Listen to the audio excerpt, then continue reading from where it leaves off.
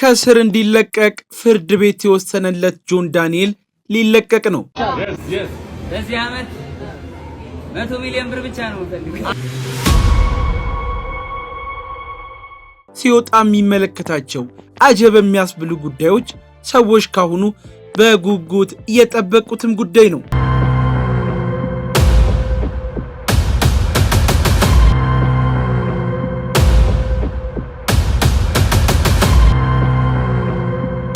የቀድሞ ፍቅረኛው ጃኒ በማያውቀውና በአዲሱ በአዶናይ የመወሰዷ ጉዳይና ክፉና ደጉን የለየበት ጓደኞቹ አሁን ምን ይሉ ይሆን? ተጠባቂ ጉዳይ ነው። የታለ ይላሉ። ህግ ፕሮሰስ እኮ አለው። ከፍርድ ቤት ወረቀት ወጥቶ ምናምን ነው። ቀጥታ እኮ ወደ ቤት አይደል ፕሮሰስ አለው። ግን ዋናው ምንድነው? ሰርፕራይዙ ምንድነው? ተፈቷል ነው። የልጁ እናት የሆነችው ታዋቂዋ ቲክቶከርም ተፈታለች። የነሱስ መጨረሻቸው ምን ይሆን? አዶናይና ጆን ዳንኤል ይገናኙና ይተዋወቁ ይሆን? የሆነ ሆኖ ብዙ አዳዲስ መረጃዎችን ልንነግራችሁ ነው። ለቻናላችን አዲስ ከሆናችሁ ደግሞ ሰብስክራይብ በማድረግ ቤተሰባችን እንድትሆኑ ልሳን ሚዲያን ያግዛል ያበረታልና እባካችኋልን። በአንድ ሰዓት መግባት እየቻልን ከኛ በኋላ ሄዶ ፕሌን 4 ሰዓት አይገባም ብለው 4 ሰዓት ከ25 ነው ጓደኞቼ ገብተው የጻፉልኝ። ያቺ የተረገመች ቀን ምን አለ ባልተፈጠረች እያላለ የለም። አለማወቅ ዋጋ ያስከፈላቸው ወጣቶች ባህል፣ ወግ፣ ስርዓትን በጋራ ለመተደም ጉዞ ለማድረግ ከተሰቀሉባት አውሮፕላን በሰላም ሳይወርዱ ለስር ዳርጋቸው የማይረሳ ጠባሳን ጥላባቸው አልፋ ነበር። ያለው ነገር የተወራው 3 ነገር ነው። ሪካርድ አለኝ እወጣለሁ። የምናወራው ስለ ተወዳጁ ቲክቶከር ጆን ዳንኤልና አብረውት የአሸንዳ በዓልን ለማክበር በአውሮፕላን ውስጥ ተሳፍረው ስለነበሩት ወጣቶች ከዛም በተፈጠረው ውዝግብ በተለይ በዮኒ ማኛ አነሳሽነት ጆን ዳንኤልን ለዚህ ያበቃው ዮኒ ማኛ ነው የሚሉ በርካቶችን ስላናደደው ጉዳይ ነው። ለጆን ዳንኤል መታሰር ምክንያትም ዋነኛው ተጠያቂ ብዙዎች እሱ እንደሆነ ያነሳሉ። እኔ ያለውን ብሎ ልጁን ገደል ከተተው የሚሉም በርካቶች ናቸው። ፍላይት ነው የስንት ሰዓት ፍላይት ነው ጆን? የአንድ ሰዓት ማድረግ ይችላሉ። የአንድ ሰዓት ፍላይት ነው የሁላ ነገር የሚሉት።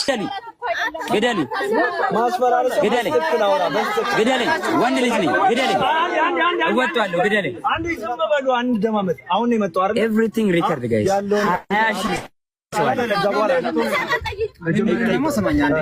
መብታችሁ መጠየቅ ትችላላችሁ። እናንተ ከስተመሮቻችን ናችሁ። በአግባቡ መስተናገድ እንዳለባችሁ እናውቃለን። የአየር መንገዱን ሕግ የሚጥስ ተግባርን እንዲፈጽም አድርጎ ለስር የዳረጋቸውም ሲሆን ከአውሮፕላን ላይ አንወርድም በማለትና ሁከት በመፍጠርም እስር ቤት ገብተው ከነበሩ ቲክቶከሮች መካከል ናዮ ኢዲዲያ በወሊድ ምክንያት በዋስ ከእስር ቤት ወጥታ ወልዳ ዳግም ወደ እስር ቤት እንድትመለስም አድርጓት ነበር። የልጁ አባት ደግሞ ጆን ዳንኤል እንደሆነ ብዙዎች የሚያውቁት የአደባባይ ሚስጥርም ነው። በጊዜው አብዛኞች በርካታ ተከታዮቹን ያቆሰለው የልጁን ህልም በአጭሩ እንዲቋጭ ያደረገ ጥፋት ሰራ ቢሉም አሁን ግን እልል የሚያስብል ሰበር መስማታቸውም ተነግሯል። ከዓመት በላይ ከቆየው እስርም እንዲፈቱ ፍርድ ቤት ወስኖላቸዋል። ዋናው ምንድነው? ሰርፕራይዙ ምንድነው? ተፈቷል ነው።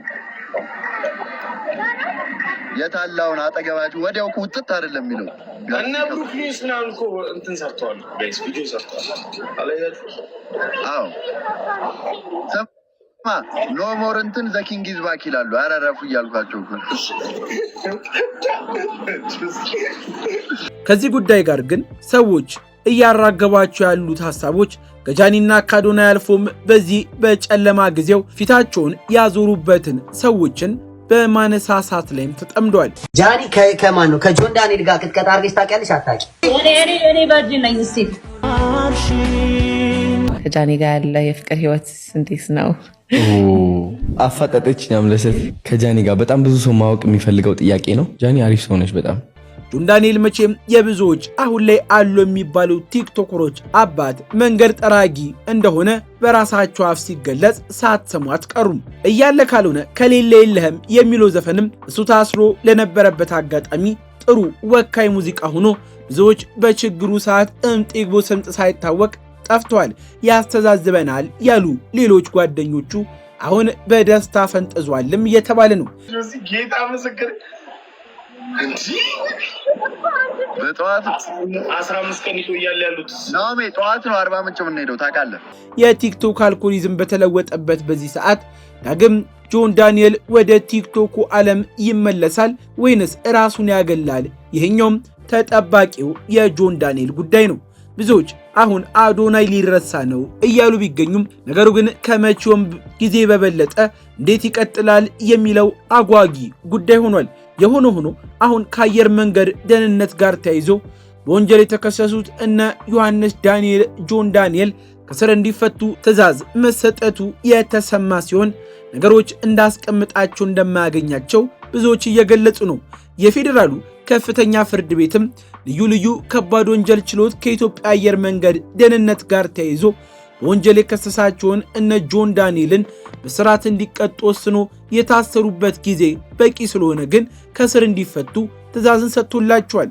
የፍትህ ሚኒስቴር የተደራጁና ድንበር ተሻጋሪ ጉዳዮች አቃቢ ሕግ በዮሐንስ ዳንኤል ጆን ዳንኤል፣ አማኑኤል መውጫ፣ ናትናኤል ወንደሰን፣ ኤልያስ ድሪባና ይዲዲያ ነጻነት ላይ በነሐሴ 16 2016 ዓ.ም ከምሽቱ በግምት 3 ሰዓት ከ30 ላይ ከአዲስ አበባ ከተማ ወደ መቀለ ከተማ ለመጓዝ አውሮፕላኑ ለበረራ ዝግጁ ቢሆንም የአየር መንገድ ሁኔታው ለበረራው አዳጋች በመሆኑ በረራው ቢደረግ የሚያደርሰውን ከባድ አደጋ ለመከላከል ጉዞ ተሰርዞ መንገደኞች ከአውሮፕላኑ እንዲወርዱ ሲነገራቸው በረራው በግድ መደረግ አለበት አንወርድም በማለት ቀሪ ተሳፋሪዎችንም እንዳይወርዱ በመከልከል አሳድመዋል በሚል በዝርዝር ጠቅሶ ክስ አቅርቦባቸው ነበር።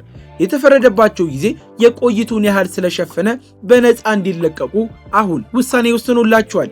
እዚያ በኋላ የሚጠበቀው አንዳንድ የወረቀት ስራዎች እንደሆኑና በሰላም ወደ ቤታቸው እንደሚገቡም ታወቀ። ከዚህ ጋር ግን አብሮ እየተነሳ ያለው ጉዳይ ጆን ዳንኤልና ናዮ ከዚህ በኋላ አብረው ይቀጥላሉ ወይ? ማለትም ልጃቸውን አብረው ሆነው ያሳድጉ ይሆን ወይንስ ነገሩ አብቅቷል የሚሉ ሐሳቦች ሲሆኑ ከዚህ ቀደም ጆን ዳንኤል ከቲክቶከሯ ጃኒ ጋር የፍቅር ግንኙነት እንደነበራቸው የሚታወቅ ቢሆንም አሁን ግን ከአዶናይ ጋር ያላቸው ጉዳይ የአደባባይ ሚስጥርም ነው። በመሆኑም ድጋሚ የመመለሳቸው ነገር አክትሟል የሚሉ አስተያየት ሰጪዎችም በርክተዋል። ናዮ ከወለደች በኋላ በዋስ ተለቃ በውጭ እንድትከታተል ተደርጎ የነበረም ሲሆን ከሳምንት በፊት የመጨረሻ የፍርዱን ሂደት ለመከታተል ወደ እስር ተመልሳ ዳግም በሰላም ከልጇ ጋር ለመገናኘት በሩን እያየች ነው። በተከታታይ የተሰሙ አዳዲስ መረጃዎችንም እዚህ በማስቀጠል የምናደርሳችሁም ይሆናል። ለቻናላችን ግን አዲስና እንግዳ ከሆናችሁ ሰብስክራይብ በማድረግ አብሮነታችሁ አይለየንም አልን።